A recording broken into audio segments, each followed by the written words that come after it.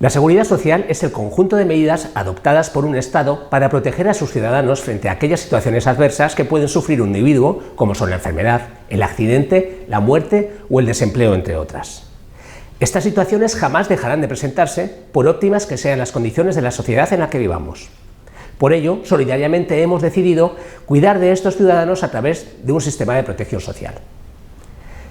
Hace más de 500.000 años, aquí vemos a la izquierda, en el Pleistoceno medio, los homínidos ya habíamos descubierto que para sobrevivir es mejor estrategia la solidaridad que la competencia. Los homínidos que vivieron en Atapuerca eran solidarios y ayudaban a los miembros del clan con problemas de salud. Estos homos heidelbergensis cuidaron de Miguelón. En algún momento un diente se le rompió, se le infectó provocando una osteomeritis y sufrió terribles dolores mientras la infección crecía y le deformaba el cráneo y la cara. Su clan cuidó de él a pesar de que no aportaba comida y suponía una carga para todos. También se halló en Atapuerca un cráneo infantil, el de Benjamina, con una craniosinostosis que le provocaría una grave discapacidad neurológica. Pese a ello, también vivió, como Miguelón, durante varios años. Este sistema de solidaridad o protección social se hizo más complejo conforme las sociedades también lo hacían. Los antiguos egipcios, ya comentábamos el otro día, tenían instituciones de ayuda mutua que prestaban auxilio en casos de enfermedad o accidente, incluyendo no solo los cuidados sanitarios, sino también pagos de subsidios a aquellos que no podían ganarse la vida. En la Grecia antigua aparecen las erans como asociaciones de trabajadores con fines de ayuda mutua en caso de no poder trabajar por enfermedad o accidente. En Roma teníamos los Collegia Corporea Officii, asociaciones de artesanos con propósitos mutuales y de asistencia tanto a colegiados como a familiares e incluso sufragaban los funerales. En el siglo VIII, Carlomagno dictaminó que cada parroquia debía sostener a sus pobres, viejos, enfermos sin trabajo y huérfanos que no contaran con ayuda familiar. Junto a la protección de la Iglesia se mantuvieron los gremios profesionales como evolución de los colegios romanos. Durante la Edad Media y la Edad Moderna se mantuvieron estos rudimentarios sistemas de protección basados en la beneficencia, a los que se fueron añadiendo durante el siglo XVII otros basados en el ahorro privado, como las cajas de ahorros. En el siglo XIX aparecen sistemas de mutualismo con la creación de asociaciones entre miembros de algunos colectivos para asumir ciertos riesgos sociales como la vejez, la invalidez, la enfermedad y la muerte. Herederas de estas asociaciones podrían ser, por ejemplo, Muface, la mutua de funcionarios de la Administración Civil del Estado, o Mujeju, la mutua general judicial. En el siglo XIX, Alemania se convirtió en el primer país del mundo en adoptar un programa de seguro social estatal para la vejez. Este seguro social, combinado con el programa de indemnización a los trabajadores de 1884 y con el seguro de enfermedad de 1883, creó los principios de un sistema de seguridad social. Otto von Bismarck, que es aquel señor con bigotes del fondo, canciller de Alemania, quería promover el bienestar de los trabajadores con dos objetivos.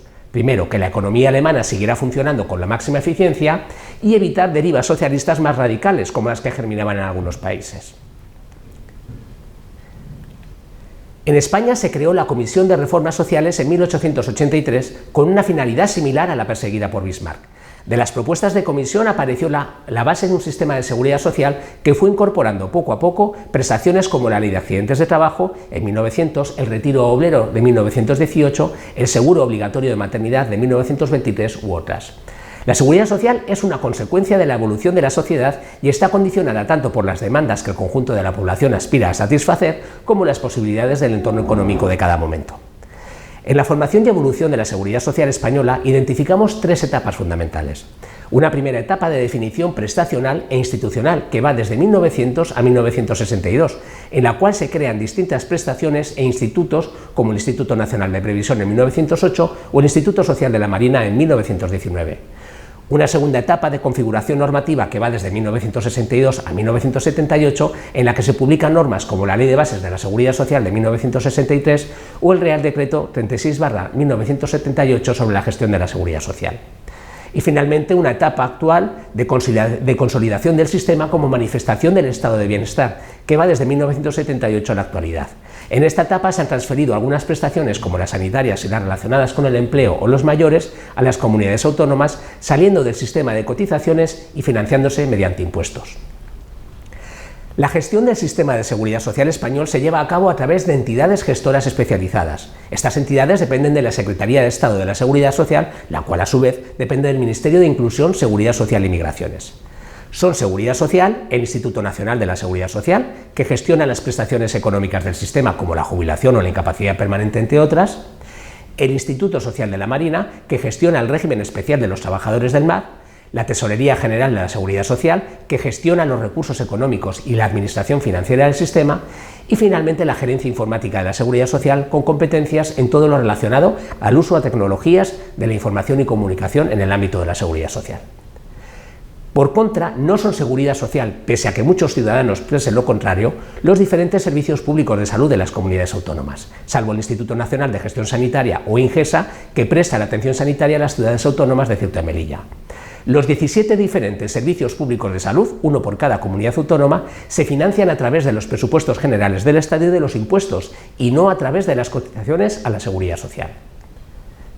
Otra cosa que muchos ciudadanos desconocen es que las mutuas colaboradoras con la Seguridad Social sí que forman parte del sistema y están controladas por la Secretaría de Estado de Seguridad Social.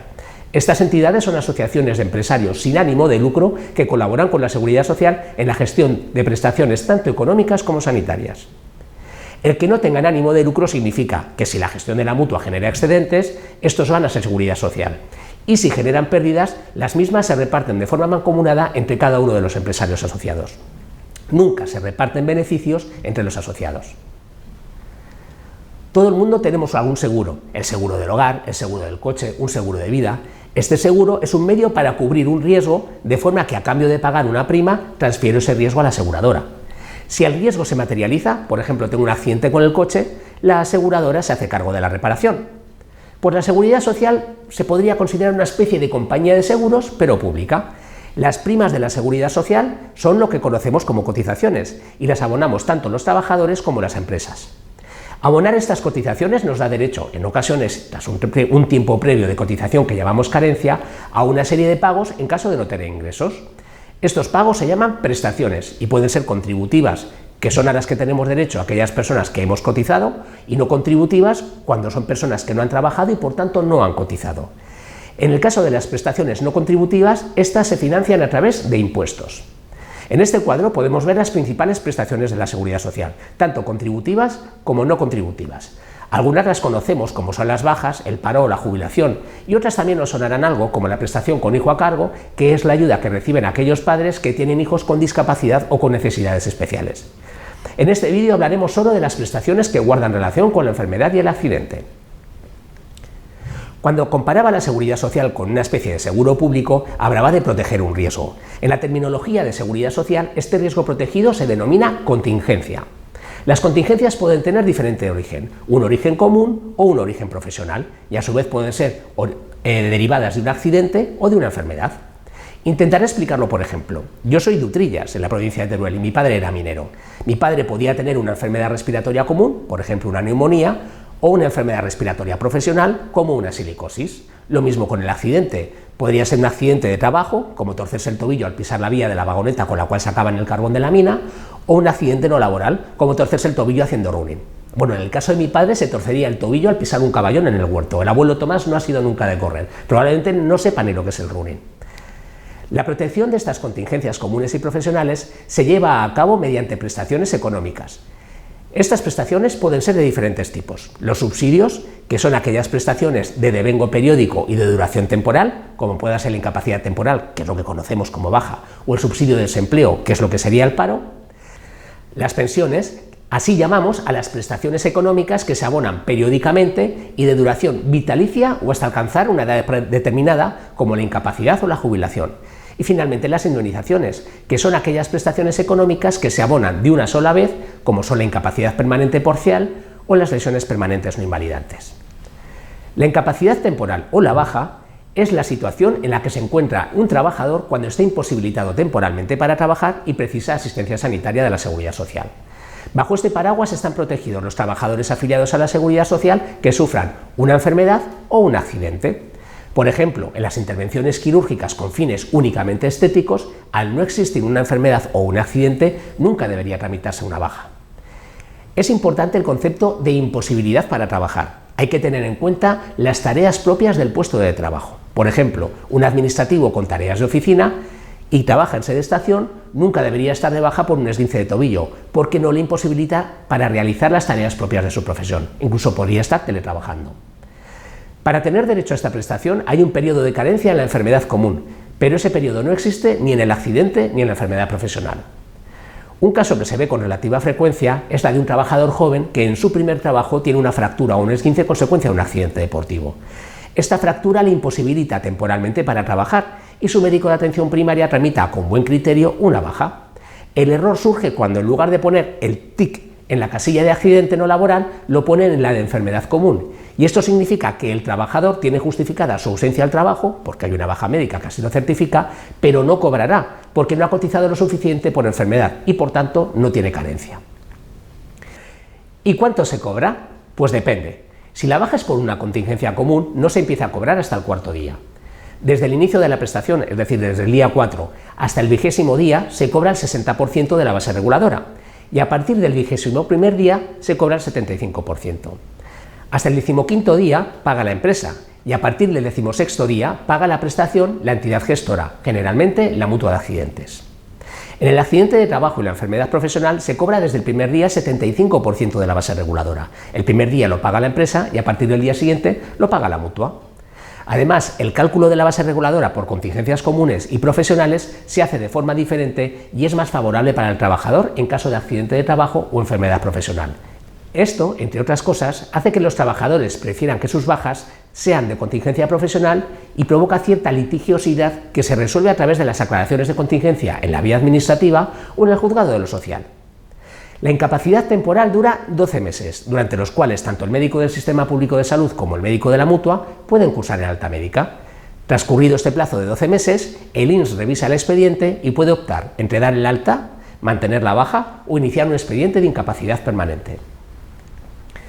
Las causas de extinción de la incapacidad temporal son el alta médica, el agotamiento de plazo, la jubilación, la incomparecencia injustificada a los reconocimientos médicos o el fallecimiento.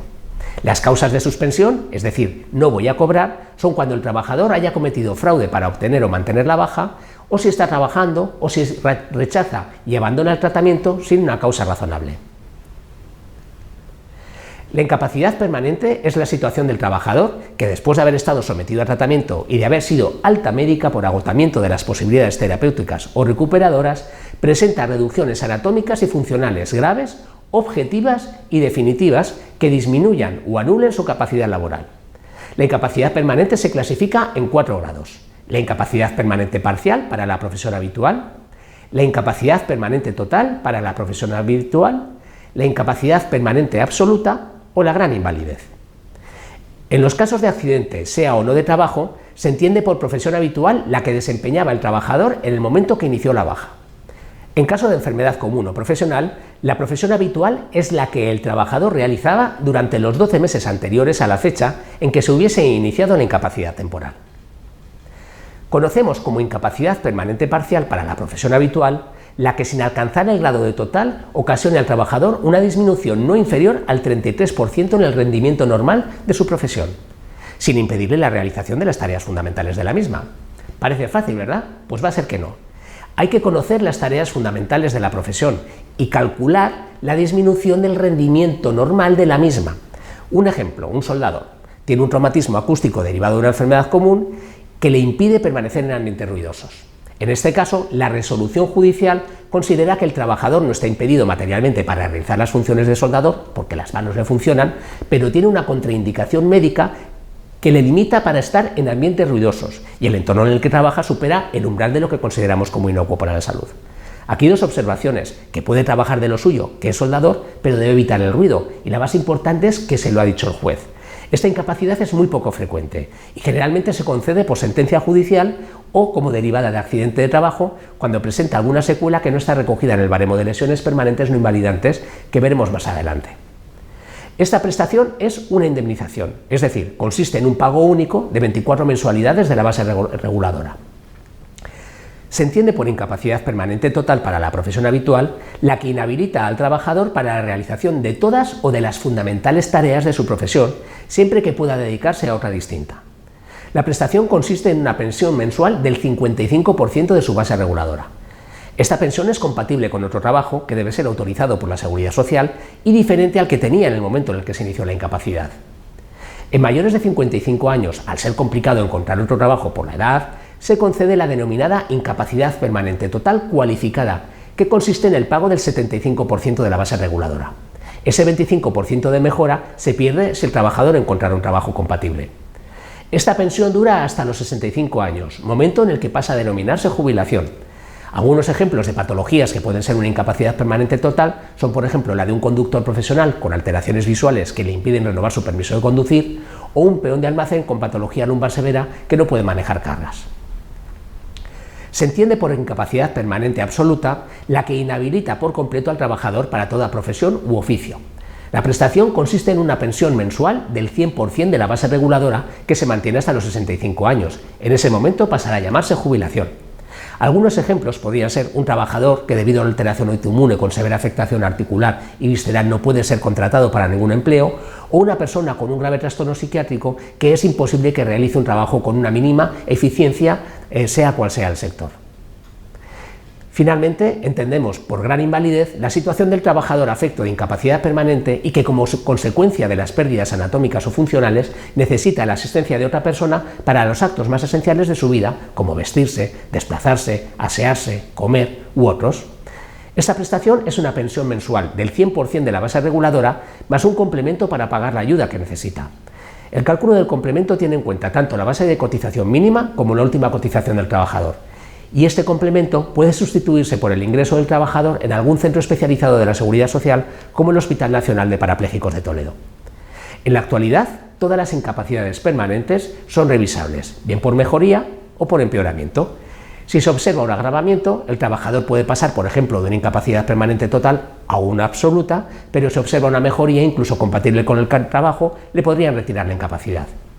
Las pensiones por incapacidad se extinguen por motivos como la curación, el fallecimiento, la jubilación, el agravamiento por abandono o rechazo del tratamiento o rehabilitación prescritos. Finalmente voy a comentar otra indemnización conocida como lesiones permanentes no invalidantes. Se entiende por lesiones permanentes no invalidantes toda lesión, mutilación o deformidad causada por accidente de trabajo o enfermedad profesional de carácter definitivo que no constituya una incapacidad permanente y que altere o disminuya la integridad física del trabajador y que esté catalogada en un baremo establecido al efecto. Observen lo que he dicho, por accidente de trabajo o enfermedad profesional. Eso significa que la enfermedad común y el accidente no laboral no tienen derecho a esta prestación. La prestación consiste en una indemnización, es decir, en un pago único, y su cuantía está fijada por un baremo publicado en el Boletín Oficial del Estado. Esta prestación es compatible con el trabajo en la misma empresa e incompatible con la prestación de incapacidad permanente por las mismas lesiones. Si volvemos al ejemplo que ponía sobre un soldador con una hipoacusia, si la misma deriva de una enfermedad profesional por trabajar en un ambiente con ruido, por encima de los 80-85 decibelios, la mutua colaboradora con la Seguridad Social le abonará el epígrafe correspondiente al baremo, que puede ser el 8, 9, 10 u 11, según la severidad de la hipoacusia. La indemnización en este caso iría desde los 1.210 a los 3.580 euros. Otro ejemplo sería una amputación de la segunda falange del pulgar. En este caso se abonarían 2.240 euros si es la mano dominante o 1.810 euros si es la mano no dominante. Otras prestaciones del sistema de seguridad social que no voy a tratar por no guardar relación directa con la enfermedad o el accidente son el riesgo durante el embarazo o la lactancia, la maternidad o paternidad, el cuidado de menor afectado por cáncer o enfermedad grave, la viudedad, la orfandad, el auxilio de defunción, prestaciones extraordinarias por actos de terrorismo o muchas otras. Entiendo que ha sido una clase muy densa, más cercana del derecho administrativo que lo que entendemos por medicina. Por eso les invito, una vez hayan profundizado en el tema a través de los apuntes, a consultarme cualquier duda a través del correo electrónico. Muchas gracias por su atención, pero sobre todo por su paciencia.